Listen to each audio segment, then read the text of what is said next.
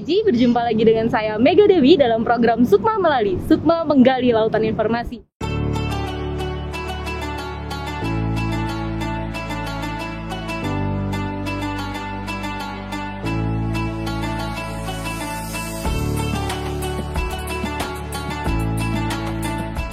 Sahabat Religi, berbahagia sekali rasanya saat ini saya sedang berada di masjid terbesar di Asia Tenggara, yakni Masjid Besar Istiqlal. Dan saat ini telah bergabung bersama kami, yakni Imam Besar Masjid Istiqlal, Bapak Profesor Kiai Haji Nazaruddin Umar. Assalamualaikum Bapak. Waalaikumsalam warahmatullahi wabarakatuh. Apa kabarnya Bapak? Baik, alhamdulillah. Saya juga mengucapkan selamat dulu, Om Swastiastu, ya, kepada teman-teman dari Bali. Senang banget bisa mengunjungi Istiqlal, ya. Oh Pak, bagaimana jika kita berbincang-bincang sembari mengelilingi masjid besar ini, Bapak? Iya. Pertama ini Istiqlal tahun 43 tahun yang lampau dibangun. Baru saja kita kemarin memperingati hari jadinya Istiqlal, milad yang ke-40. Ya. Anda belum lahir. Oh iya. Nah, jadi Istiqlal ini dibangun oleh Presiden pertama kita, Insinyur Soekarno. Ya, tadinya kan maunya dibangun di sekitar sana, di dekat Tanah Abang, di HI sekarang ini.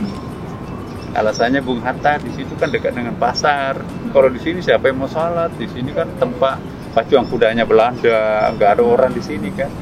Kata Bung Karno, enggak. Justru kita akan bangun masjid bukan untuk sekarang, tapi untuk anak cucu kita akan datang. Coba kita lihat. Jadilah sentral di sini kan. Dalam masyarakat Indonesia, terutama Jawa, sama juga dengan Bali. Kan ada alun-alun, itu Monasnya kan, ada istana di sana. Kemudian ada pasarnya Tanah Abang, ada rumah ibadahnya, masjid, katedral, dan Immanuel Gereja. Oh, luar biasa lengkap sekali ya Bapak.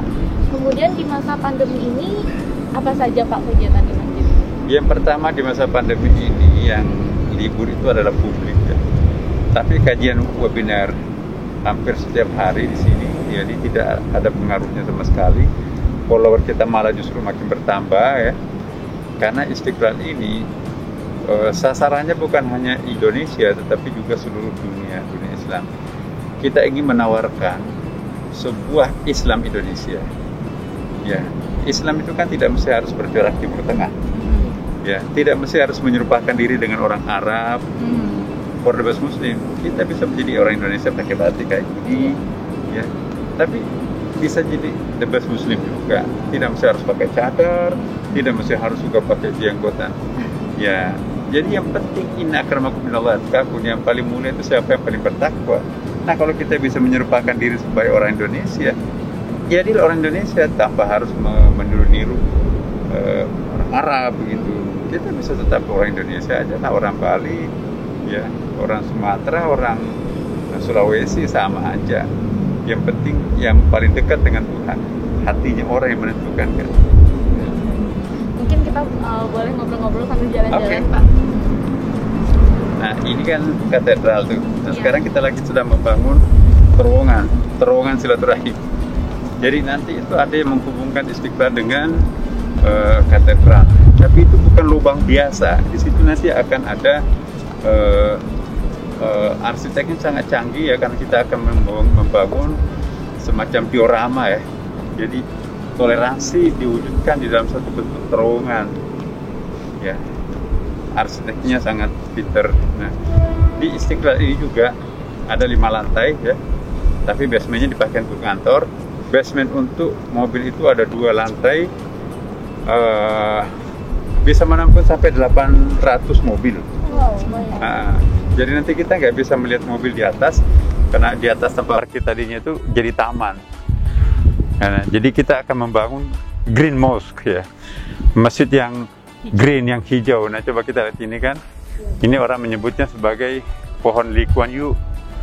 Nah, jadi ini kan seputar ini, nanti di lantai 2-nya pun juga hijau, apalagi lantai basementnya. Asri ya Pak. Iya, asri. Nah, Istiqlal ini kan semuanya punya makna. Coba kita lihat ini. Tingginya menara ini 6.666 cm. Dan itu sama jumlahnya ayat Al-Quran, 6.666 jumlah ayat. Nah, diameternya kubah besar itu 45 meter. Itu tahun 1945. Ini kubah kecil ini diameternya 8 meter. Nah, itu bulan 8 ada itu diameter yang itu naik ke atas itu kan 17 bulan 8 tahun 1945. Nah, itu ada artinya semua. Kemudian 5 lantai itu Pancasila, rukun Islam, ya kan. Nah, kemudian juga di Istiqlal ini yang baru saja kita renovasi, diresmikan oleh Presiden. Apanya yang direnovasi? Pertama, tadinya nggak ada basement. Sekarang basementnya 2 lantai. Sungainya diperdalam, dijernihkan, tapi dalam proses. Kemudian juga lampunya, pencahayaannya ini kalau malam sebentar lagi, itu kayak emas tuh. Seperti di internet. Nah, itu bisa dikendalikan di handphone. Mau warna ungu, mau warna kuning, mau warna biru, mau warna hijau, itu warna pelangi di dalam tuh. Oh, itu bisa kita otomatis? Bisa, kita di handphonenya Imam Besar ada. Bisa diatur langsung. Nah, kemudian juga sound systemnya itu lebih terang sekarang. Dan juga pencahayaan dari atas juga lebih terang. Kalau dulu kita mau ngaji di bawah nggak kelihatan, kan lampunya gelap ya. Nah, sekarang ini terang banget. Nah, kemudian yang lain, taman-tamannya ya kita percantik semuanya. Kemudian kita perluas juga karena kereta api yang di sebelah barat itu masuk dalam pekarangan Istiqlal. Kita sudah minta ke Direktur Utama PT Kereta Api, kita ada MOU. Nah, di samping itu juga strukturnya, kepengurusannya itu juga berubah. Dulu Istiqlal ini dibawa Kementerian Agama, sekarang ini langsung dibawa Presiden. Jadi Imam Besar itu di SK-kan oleh Presiden, Kepres. Kemudian ada Perpresnya. Ya, itu strukturnya. Kemudian programnya juga beda. Kalau dulu kan kita memberdayakan masjid. Nah, sekarang masjid yang memberdayakan umat dan warga bangsa kan.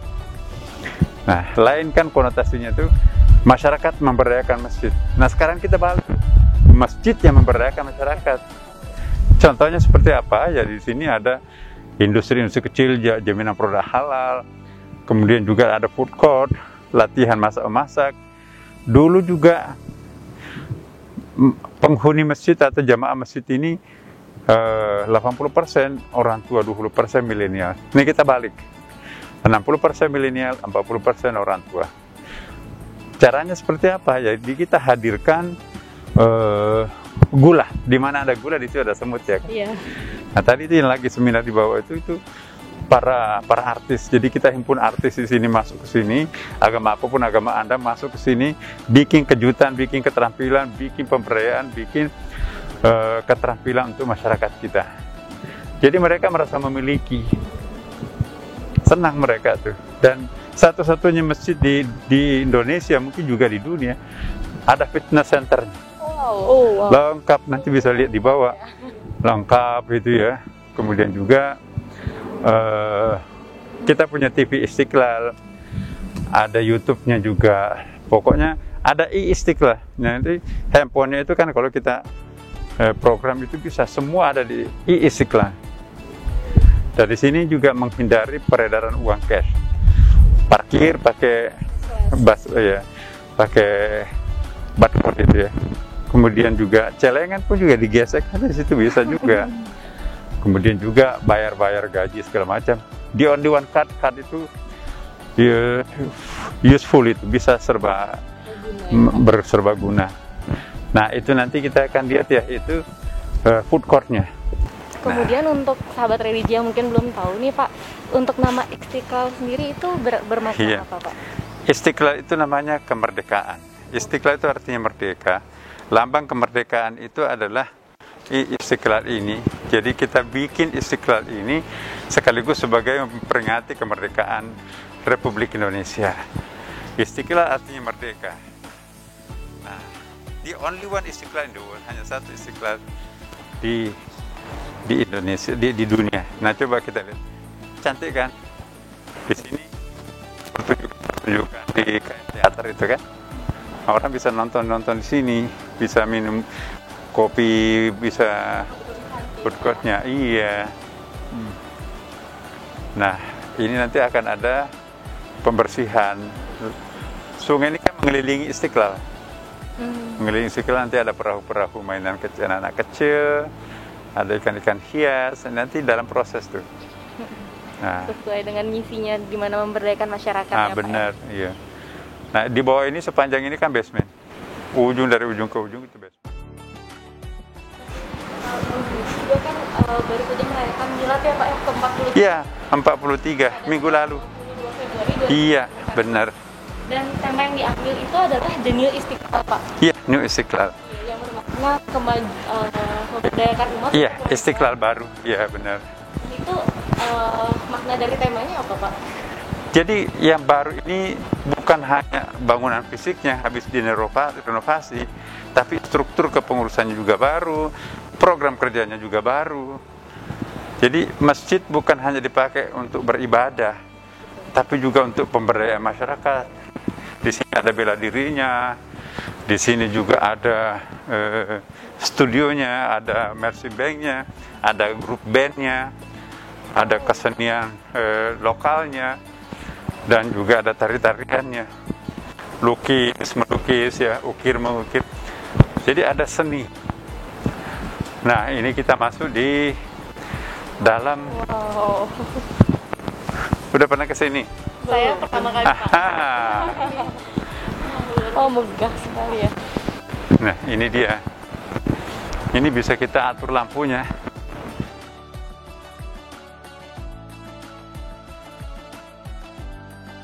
Nah, ini namanya mihrab itu loh, yang ada kipas itu. Nah, itu mimbar di atas itu, yang segi 4 kotak itu. Di situ orang khutbah Jumat di situ. Nah, Untuk masjid Istiqlal sendiri ini bisa menampung berapa orang Pak? 250.000 orang. 250.000 orang. Oh, sangat luar biasa sekali ya Pak. Iya. Karena ini adalah masjid terbesar di Asia Tenggara ya. Asia Tenggara, ketiga terbesar setelah Makkah Madinah. Wow, bagus ya. Nah, ini kalau bulan Ramadan, 10 terakhir Ramadan itu penuh dari bawah sampai ke atas. Mungkin bisa sampai 300.000 orang. Karena koridor-koridornya semua. Lalu bagaimana peran dari Masjid Istiqlal sendiri ini Pak untuk pembinaan umat beragama untuk paham-paham radikal? Nah, itu justru simbolnya Istiqlal. Istiqlal itu kita di sini ada pemahaman Islam yang rahmatan lil alamin, global. Tentara pun kita lakukan pendidikan perluasan wawasan. Jadi rohis bintal-bintal TNI ya, itu di training di bawah supaya nanti gitu terjun ke masyarakat juga memberikan pencerahan kepada masyarakat. Itu cara kita untuk mengikis radikalisme di dalam masyarakat. Mubalik itu kita training bagaimana menjadi mubalik yang satu, menghargai perbedaan ya, karena kita bersyukur Indonesia ini negara plural. Kita bersyukur punya Indonesia ya kan. Ya, ibarat sebuah lukisan itu indah. Karena kan bukanlah sebuah lukisan indah itu kalau bingkainya emas tapi warna putih dalamannya. Jadi indahnya lukisan itu kalau ada warna-warni di dalamnya kan. Iya, keragaman warna. Indonesia ini lukisan Tuhan. Jadi lukisan Tuhan itu sangat cantik. Maka itu kita harus rawat. Bingkainya juga harus dirawat. Ya, semuanya harus dirawat.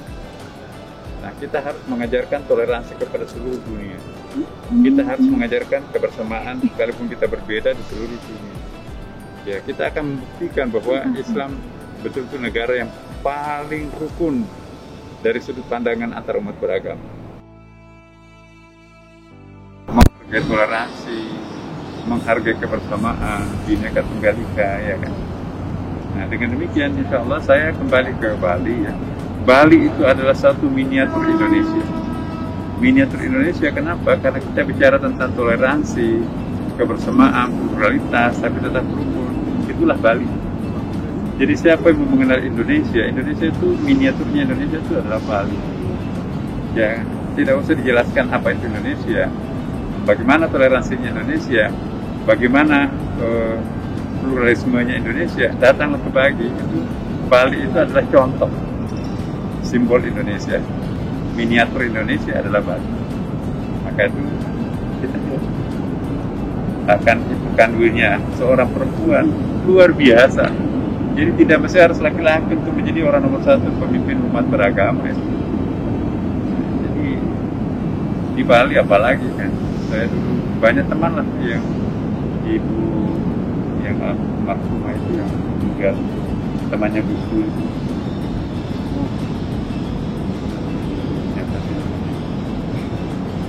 Terkenal banget. Ya itulah. Saya juga punya banyak teman-teman di Bali. Saya kalau Bali itu, saya bukan cari hotel mewah, tapi ingin meditasi. Kita meditasi di alam terbuka. Kita mendengarkan suara-suara jangkrik, itu paling mengesankan. Kita mendengarkan suara-suara binatang malam. Enak. Itu kan Bali banyak itu, juga macam-macam bunyinya tuh. Waduh, terasa di surga. Ya Pak, Bapak sebelum menjadi kan sempat sebagai wakil menteri agama Republik Indonesia ya Pak. Yeah. Nah, mungkin Bapak bisa memberikan Pak sedikit pesan kepada Kementerian Agama untuk kemajuan ke depannya. Bagus. Saya memang dulu wamen. Nah, sebelumnya itu saya dirjen. Sama-sama dulu Pak Dr. Tri yang dirjen itu. Saya kata dengan sahabat-sahabat balik-balik. Sama-sama mancan. Dirjen itu saya sangat saling merindukanlah satu sama lain. Pak Triguna. Saya menghimbau kepada segenap karyawan agama seluruh Indonesia. Ya. Pertama, lakukanlah sesuatu seperti yang dilakukan oleh Ibu Kanwil Bali. Saya sangat apresiasi. Ya. Bukan saja bebas dari korupsi yang dibuktikan dengan adanya misalnya pengakuan sertifikasi dari lembaga yang kompeten, tapi juga adalah pelayanan cepat dan tepat yang mendapatkan juga pengakuan nanti insya Allah dari Kemenpan ya kan. Karena kalau kita memuji diri, aku anti korupsi, aku pelayanannya tepat, mana buktinya? Nah bukti kan yang harus menentukan ya. Nah kalau ada pengakuan dari orang, dibuktikan dalam bentuk sertifikat atau surat keterangan itu. Ya, kalau kita masih memuji diri ya, semua orang bisa memuji diri. Tapi paling tidak saja disaksi bahwa Bali sekarang sudah. Nah, ini saya sering mengatakan kita perlu sentuhan-sentuhan feminin. Kalau bangsa ini dikelola over maskulin, yang terjadi adalah struggle. Struggling apa itu ya? Enggak, struggle itu penangkapan, penggusuran, iya, pembakaran, terlalu jantan gitu ya. Kita perlu sentuhan feminin. Feminin itu isu power ya kan. Kelembutan itu justru yang paling dahsyat. Nah, Bali dipimpin oleh seorang Kanwil perempuan luar biasa, bisa jadi wajahnya lembut, Sri Kandi gitu kan. Nah, saya ingin agar seluruh kanwil provinsi seluruh Indonesia ambil sisi-sisi positif yang ada di Bali yang diterobos oleh Ibu Kanwil. Tapi ingat juga ya bahwa harus ada harga diri. Masa Bali bisa, aku nggak bisa. Betul. Ya kan? Nah kalau semua punya moto seperti ini, maka kita berlomba-lomba dalam kebajikan ya kan. Jangan berlomba-lomba dalam keburukan. Ada yang mau naik tarik, ya. Bali membuat kejutan. Ini orang bisa dicari kelemahannya, orang bisa diceritakan keburukannya satu hari nonstop nggak habis. Tapi orang yang sama bisa kita bicarakan kebaikannya juga nonstop nggak habis. Jadi tergantung sudut mana kita melihatnya. Nggak ada manusia sempurna. Omong kosong kalau ada mengatakan itu manusia sempurna. Enggak, kita bukan malaikat. Yang penting buat kita itu bagaimana menerima keberadaan apapun adanya orang itu. Iya kan? Orang itu punya kelemahan. Jangan ngambil. Orang itu punya kelebihan, itu yang diambil. Kita juga sama. Saya punya kelemahan banyak. Jangan ngambil. Itu juga ada sisi positifnya. Boleh ditiru. Nah kalau orang semua berfalsafah seperti ini, Indonesia itu jaya. Di Indonesia itu luar biasa. Nah, kita harus mulai dari Bali.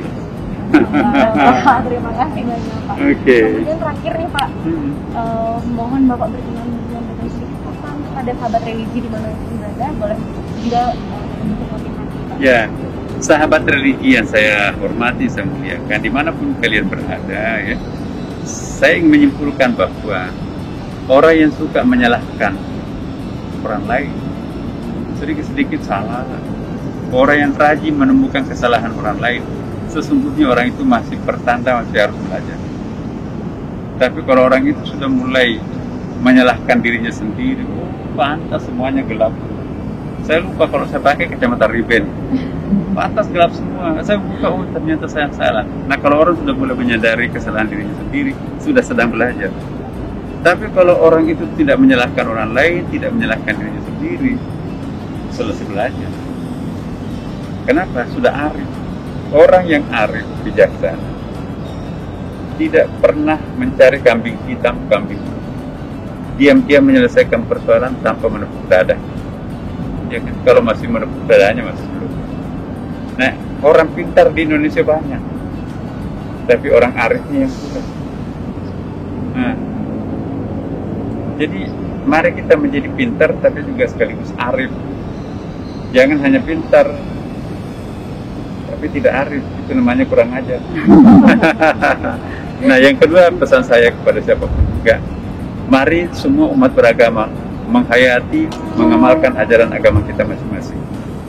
Semakin dalam orang memahami, menghayati agamanya, maka akan semakin toleran, semakin damai bangsa ini. Yang kita perlu waspadai kalau orang memahami agamanya itu secara permukaan, itu yang seringkali menimbulkan persoalan. Tugas kita semua, Kementerian Agama, bagaimana mengajak warga masyarakat itu untuk mendalami agamanya masing-masing. Semakin dalam pemahaman keagamaan setiap orang, maka akan semakin moderat orang. Ya kan? Alhamdulillah. Terima kasih semuanya ya, sahabat-sahabat semuanya. Assalamualaikum warahmatullahi wabarakatuh. Om Santi Santio. Oke sahabat religi, demikian tadi Okna bersama Bapak Profesor Kiai Haji Nazarudin Umar. Dan semoga segala hal yang kita perbincangkan tadi dapat bermanfaat bagi sahabat religi dimanapun berada. Jangan lupa like, komen, dan subscribe channel YouTube kita di sebelah sini. Sampai jumpa di tayangan